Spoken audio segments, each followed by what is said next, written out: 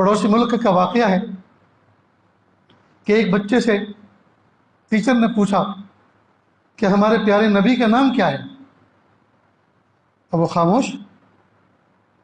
تو اسے بڑا تعجب ہوا کہ پیارے نبی کا نام اس کو معلوم نہیں. جس ملک میں ہے پورا ملک مسلمانوں کا ہے، جس گھر میں پیدا ہوا وہ گھر مسلمان کا ہے، ماں مسلمان، باپ مسلمان، بھائی بہن مسلمان، اسلامی ماحول میں مسلمان کے ماحول میں رہتا ہے، اور حضور کا نام معلوم نہیں. دوسرے سے پوچھا کیا نام ہے؟ اس نے کہا محمد رسول اللہ صلی اللہ علیہ وسلم. کہا کہ اب لو. اب وہ پھر نام نہیں لے رہا تو اور زیادہ تعجب کہ اول تو اس کو معلوم نہیں تھا، اور جب دوسرے نے بتا دیا تو اس کو ریپیٹ نہیں کر رہا.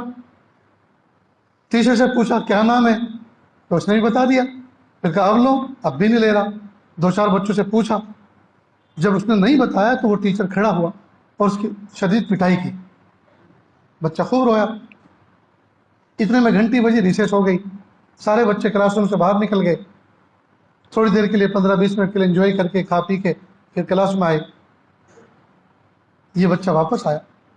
اب چونکہ کافی دیر سے رویا بھی تھا، مار پڑی تھی، تو اس ٹیچر کے دل میں، استاد کے دل میں ترحم کا جذبہ پیدا ہوا. پوچھا بیٹا ادھر آؤ، تمہیں پیارے نبی کا نام معلوم نہیں؟ اس کے بچہ کے آنکھوں میں آنسو بھر آئے اور کہا مجھے معلوم تھا، لیکن میں نے لیا اس لیے نہیں کہ اس وقت میرا وضو نہیں تھا، اور میرے ماں باپ نے میری تربیت اس طرح کی ہے پیارے آقا صلی اللہ علیہ وسلم کے جب بھی نام لو تمہارا وضو ہونا چاہیے. اب چونکہ میں وضو کر کے آیا ہوں ریسیس میں، اب مجھ سے پوچھیے تو میں آپ کو بتاتا ہوں میرے آقا صلی اللہ علیہ وسلم کا نام یہ تھا، ان کے باپ کا نام یہ تھا، ان کی ماں کا نام یہ تھا. میرے بھائیوں، جب ہم اپنے بچوں کی اس طرح کی تربیت کریں گے، جب ہم اس طرح کی تربیت کریں گے، ہمارے بچے بہترین نمونہ بنیں گے.